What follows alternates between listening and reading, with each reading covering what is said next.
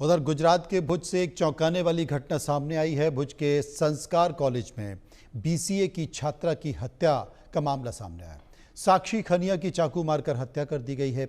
आरोपी मोहित सिद्धपुरा को भुज पुलिस ने गिरफ्तार कर लिया है। जानकारी के मुताबिक आरोपी युवक साक्षी पर साथ रहने का दबाव डाल रहा था। युवती द्वारा सोशल मीडिया पर ब्लॉक किए जाने से नाराज होकर उसने इस वारदात को अंजाम दिया।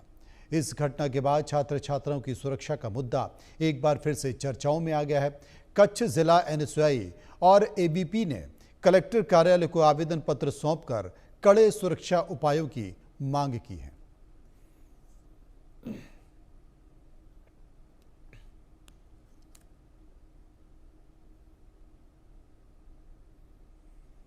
उधर मुंबई के रमाबाई अपार्टमेंट ढहने के बाद दर्जनों परिवार बेघर हो गए हैं, बेबस हो गए हैं। कई लोग अस्थायी कैंपों में या फिर सड़क किनारे बिना किसी आश्रय के रह रहे हैं।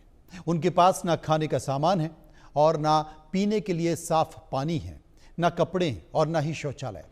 एक कमरे में अलग अलग परिवार के साथ रहने के लिए मजबूर हैं। छोटे बच्चों को स्कूल जाने के लिए भी कपड़े नहीं। कुछ परिवार की पूरी जमा पूंजी, जरूरी कागजात और गहने सब मलबे में दबे हैं। लोगों का कहना है कि उनके पास पहनने तक के लिए कपड़े नहीं बचे हैं। स्कूल के बच्चे पढ़ाई के लिए नहीं जा पा रहे हैं क्योंकि उनकी किताबें और यूनिफॉर्म भी मलबे में दब गई हैं। लोगों की सिर्फ यही मांग है कि बची हुई बिल्डिंग में उनका सामान तो लेने दिया जाए, जिससे कम से कम थोड़ी सी राहत उन्हें मिल जाएगी। बिना नींद, बिना सहारा, सिर्फ मदद की उम्मीद में और इस सोच में कि अब जिंदगी को फिर से कैसे शुरू किया जाए, ये लोग बिना छत जिंदगी गुजारने के लिए मजबूर हैं। मंगलवार देर रात विरार के ईस्ट में रामाबाई अपार्टमेंट की अचानक से गिर जाने की घटना और उसके बाद जो उस बिल्डिंग में लोग रह रहे थे बेघर हो जाना।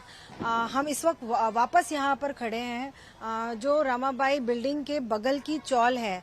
जो बाकी के रहीवासी थे वो अंदर किस हाल में रह रहे हैं आपको दिखाते हैं कि एक छोटा सा कमरा है, ये गेट है, इसमें कई सारे लोग उस बिल्डिंग के जो एडजॉइनिंग बिल्डिंग थी वहां से बचे हुए जो लोग हैं वो यहाँ पर रह रहे हैं।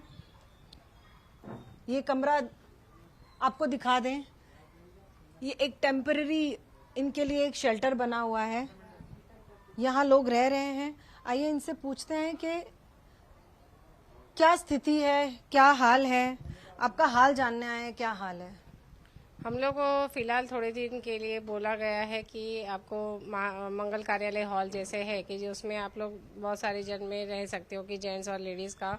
लेकिन हम लोग का क्वेश्चन ये है कि हम लोग आप रहने के लिए जाएंगे, आप खाना दाना पानी देंगे, लेकिन वो जब भी स्कूल अभी 2 दिन में चालू होने वाले हैं तो हम लोग स्कूल को टिफिन बच्चों को कैसे देंगे, कैसे ये सब मैनेज होएगा।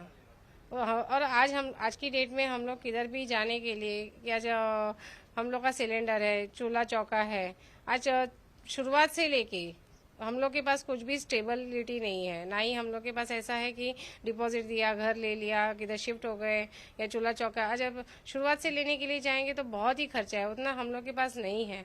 तो हम लोग की कुछ ऐसी बंदोबस्त किया जाए प्रशासन से कि हम लोग को कुछ स्टेबिलिटी दे कि जब तक हम लोग का बांधकाम नहीं होता 2-3 दिन के इससे हम लोग का कुछ मैनेज नहीं हो रहा है। और हम लोग इतने ये नहीं है कि खुद का किधर भी कर ले, रिलेटिव के उधर भी कितने दिन मैनेज करेंगे। आज हम लोग नहीं जाने के लिए हम लोग ये करें कि आज जाएंगे, कल उन लोग बोलेंगे खाली करो, तो हम लोग वापस बच्चों को लेके किधर जाएंगे। आपकी इस बारे में किसी से बात हुई, किसी अधिकारी से बात हुई, आपने किसी से नहीं? उन्होंने सिर्फ इतना बोला गया कि आपका मंगल कार्यालय में रहने का बंदोबस्त किया है, उधर आपको खाना पानी मिलेगा।